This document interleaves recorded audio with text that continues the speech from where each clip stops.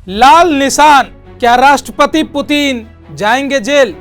पहले भी अंतर्राष्ट्रीय नेताओं को मिल चुकी है सजा। कमान से निकला तीर और जुबान से निकली बात कभी वापस नहीं लौटती, उनका सिर्फ परिणाम दिखता है।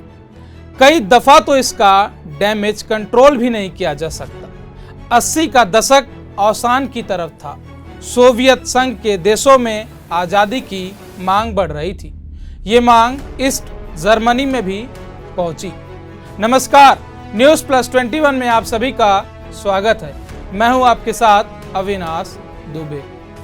1945 के साल में जर्मनी को 4 हिस्सों में बांटा गया था और 1949 में अमेरिका, फ्रांस और ब्रिटेन ने अपने अपने हिस्सों को वापस में मिला दिया। उसे वेस्ट जर्मनी के नाम से जाना गया। सोवियत संघ के हिस्से में ईस्ट जर्मनी आया। ईस्ट जर्मनी को उस समय जर्मन डेमोक्रेटिक रिपब्लिक कहा जाता था। बंटवारा राजधानी बर्लिन का भी हुआ था। कायदे से देखा जाए तो बर्लिन ईस्ट जर्मनी के भीतर पड़ता था, लेकिन बैलेंस बनाए रखने के लिए राजधानी के भी टुकड़े किए गए, ईस्ट बर्लिन और वेस्ट बर्लिन। वेस्ट बर्लिन में लोकतंत्र था, वहां रहने वाले लोग जहां चाहे वहां जा सकते थे, उनके पास कैरियर बनाने के मौके थे। ईस्ट जर्मनी इसके ठीक उलट था। इसके चलते ईस्ट के लोग वेस्ट में पलायन करने लगे। वे ईस्ट बर्लिन को पार कर वेस्ट बर्लिन में आते और फिर वे अपने पसंद की जगह भाग जाते थे। इससे सोवियत सरकार नाराज हो गई। पलायन रोकने के लिए तरकीब अपनाई गई।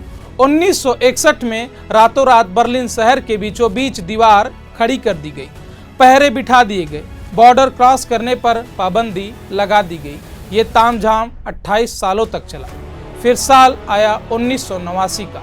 ईस्ट जर्मनी में खूब प्रोटेस्ट होने लगे। सरकार ने सोचा अगर ट्रैवल पर लगा बैन हटा दिया जाए तो गुस्सा शांत कराया जा सकता है। इसको लेकर एक दिन में नियम बना।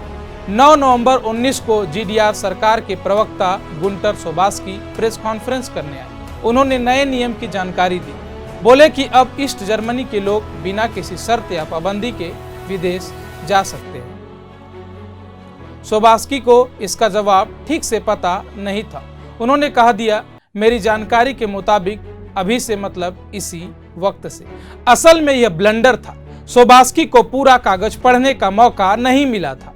अंतिम में लिखा था कि नया नियम 10 नवंबर से लागू होगा, वो भी तब जब पासपोर्ट ऑफिस खुलेंगे। सब कुछ नियंत्रित तरीके से होने वाला था, लेकिन जब तक ब्लंडर समझ में आता तब तक देर हो चुकी थी। न्यूज चैनलों पर खबर फ्लैश होने लगी थी कि जीडीआर ने अपने बॉर्डर खोल दिए हैं। इतना सुनते ही लोग बर्लिन वॉल के पास इकट्ठा होने लगे। रात बीतते बीतते संख्या लाखों में पहुंच चुकी थी। गार्ड्स के पास सोचने समझने का कोई मौका नहीं था। उन्हें समझ नहीं आ रहा था कि रिएक्ट कैसे करें। वे मूक दर्शक बने रह गए। उसी रात बर्लिन की दीवार गिरा दी गई। आगे की कहानी तो पूरी दुनिया को पता है। 16 मार्च 2022 अमेरिका के राष्ट्रपति जो बाइडेन व्हाइट हाउस में लोगों से मिल रहे थे। इसी दौरान उनसे एक रिपोर्टर ने पूछा, क्या पुतिन वार क्रिमिनल है? बाइडेन ने जवाब दिया, नहीं। फिर रिपोर्टर ने थोड़े फेरबदल के साथ अपना सवाल दोहराया। सवाल सुनकर बाइडेन मुड़े और उन्होंने कहा, अच्छा, आप ये पूछ रहे हो कि मैं क्या सोचता हूँ? मेरा मानना है कि पुतिन एक वॉर क्रिमिनल हैं। बाइडेन तो इतना बोलकर आगे निकल गए, लेकिन अपने पीछे बहुत सारे सवाल और ब्लंडर छोड़ गए। यह पहली बार है जब बाइडेन ने पुतिन के लिए इस शब्द का इस्तेमाल किया। उनके बयान के बाद व्हाइट हाउस की प्रवक्ता जेन साकी पत्रकारों से मुखातिब हुई। उनसे पूछा गया कि राष्ट्रपति महोदय का बयान कितना गंभीर है। साकी ने कहा कि बाइडेन अपने दिल की बात बता रहे थे। किसी को वार क्रिमिनल या युद्ध अपराधी घोषित करने का अपना प्रोसेस है। वो प्रोसेस चल रहा है, उसमें समय लगता है। व्हाइट हाउस ने भले ही मामला शांत कराने की कोशिश की, लेकिन आग लग चुकी थी। तुरंत ही रूस की सत्ता के केंद्र क्रेमलिन का भी बयान आ गया।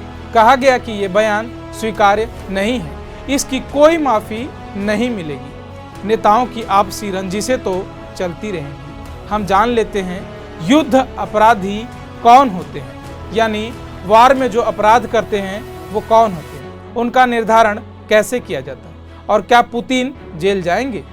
तो सबसे पहले समझते हैं वार क्राइम क्या है। यूनाइटेड नेशन के अनुसार किसी भी सशस्त्र संघर्ष के दौरान अंतर्राष्ट्रीय कानूनों का उल्लंघन वार क्राइम है। वॉर क्राइम की परिभाषा किसी एक दस्तावेज में नहीं मिलती है, अलग अलग कन्वेंशन में उनका दायरा बढ़ता है। इन नियमों को लॉ ऑफ आर्म्ड कॉन्फ्लिक्ट या इंटरनेशनल ह्यूमैनिटेरियन लॉ कहते हैं। वॉर क्राइम से जुड़ा सबसे मुकम्मल दस्तावेज 1949 का जिनेवा कन्वेंशन है। ये यूनाइटेड नेशंस के सभी सदस्य देशों पर लागू है। इन नियमों का मकसद उन लोगों को सुरक्षा देना होता है जो संघर्ष का हिस्सा नहीं होते, जैसे कि आम नागरिक, डॉक्टर, नर्स, मानवीय मदद पहुंचाने वाले संगठन, जख्मी सैनिक, युद्धबंदी आदि। क्या पुतिन को वॉर क्रिमिनल कहा जा सकता है? यह पूरी तरह से अंतर्राष्ट्रीय संस्थानों पर निर्भर करता है। संस्थाएं जांच के बाद ही पुतिन को वॉर क्रिमिनल घोषित कर सकती हैं। पुतिन रूसी सेना के टॉप लीडर हैं। उन्हीं के आदेश के बाद रूसी सेना ने यूक्रेन पर हमला शुरू किया था। अगर यह साबित होता है कि रूसी सेना ने यूक्रेन में वॉर क्राइम किया और ये बात पुतिन को पता थी और सब जानने के बावजूद उन्होंने इसे रोकने की कोशिश नहीं की, तब इन्हें कानूनी आधार पर दोषी ठहराया जा सकता है। इंटरनेशनल क्रिमिनल कोर्ट ने इस संबंध में जांच शुरू कर दी है। जांच का रिजल्ट आने में महीनों का वक्त लग सकता है। किसी वॉर क्रिमिनल को कटघरे में खड़े करने के 4 रास्ते हैं। पहला रास्ता इंटरनेशनल क्रिमिनल कोर्ट का है। हालांकि रूस इस कोर्ट को नहीं मानता। उसने साफ कर दिया है कि वो किसी भी आरोपी को खुद से आईसीसी में मुकदमा झेलने के लिए नहीं भेजेगा। दूसरा रास्ता यह है कि United nation international war crimes tribunal की स्थापना करें। तीसरा रास्ता यह है कि देशों के समूह मिलकर स्पेशल कोर्ट बनाएं और फिर वहां वॉर क्रिमिनल्स के ऊपर मुकदमा चलाया जाए। सेकेंड वर्ल्ड वॉर के बाद विजेता देशों ने जर्मनी में न्यूरेमबर्ग में स्पेशल कोर्ट बनाया था।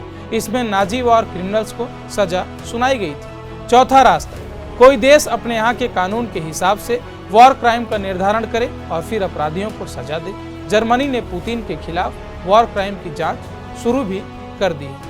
अंतर्राष्ट्रीय नेताओं को सजा देने का क्या इतिहास रहा है, क्योंकि इस पर नजर डालना बहुत जरूरी है। सेकेंड वर्ल्ड वॉर के बाद जर्मनी और जापान में मिलिट्री ट्रिब्यूनल्स बनाए गए थे। वहां नाजी नेताओं और जापान के मिलिट्री लीडर्स को सजा सुनाई गई। 1990 के दशक में बोस्निया वार के दौरान नरसंहार के दोषी रेडोवान कराजिच और मिलिट्री लीडर राटको मालदीज को यूएन ट्रिब्यूनल ने सजा दी थी। दोनों अभी वर्तमान समय में जेल में हैं। लाइबेरिया के पूर्व राष्ट्रपति चार्ल्स टेलर को सिएरा लियोन में भी युद्ध अपराध के लिए 50 साल की सजा मिली थी।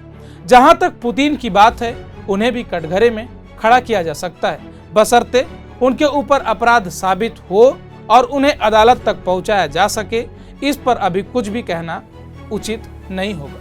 वॉर क्रिमिनल के अध्याय को यहीं पर रोकते हैं। जान लेते हैं कि रूस यूक्रेन युद्ध में नया अभी क्या हुआ है। यूनाइटेड नेशन की सबसे बड़ी अदालत international court of justice ICJ ने रूस को हमला रोकने का आदेश दिया है।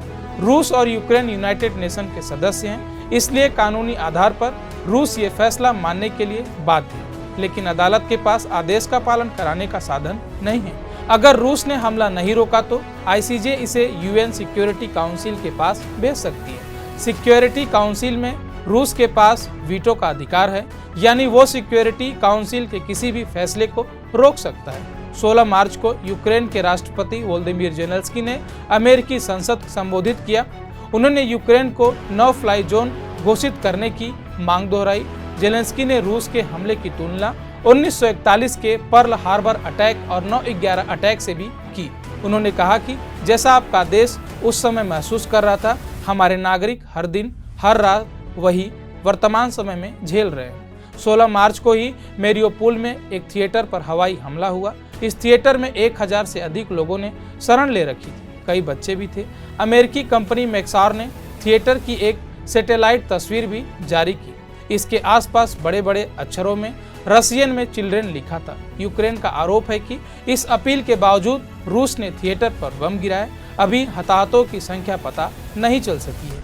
मेरियोपोल उन शहरों में से है जहां सबसे ज्यादा तबाही मची है। स्थानीय अधिकारियों के अनुसार अभी तक मेरियोपोल में 2200 से अधिक आम नागरिकों की हत्या हो चुकी है। आंकड़ों की बात करें तो 30 लाख से अधिक यूक्रेनी नागरिक देश छोड़कर जा चुके हैं। आधे से अधिक लोग पोलैंड गए हैं। हताहत होने वाले आम नागरिकों और सैनिकों की संख्या अभी तक स्पष्ट नहीं हो सकी। इसको लेकर रूस और यूक्रेन के अपने अपने दावे हैं। आज के लिए बस इतना ही। आपके लिए अनटोल्ड और रोचक कहानी मैंने खुद लिखी थी। ऐसे ही महत्वपूर्ण जानकारियों के लिए आप हमारे चैनल को सब्सक्राइब कर लो। शुक्रिया। The untold story.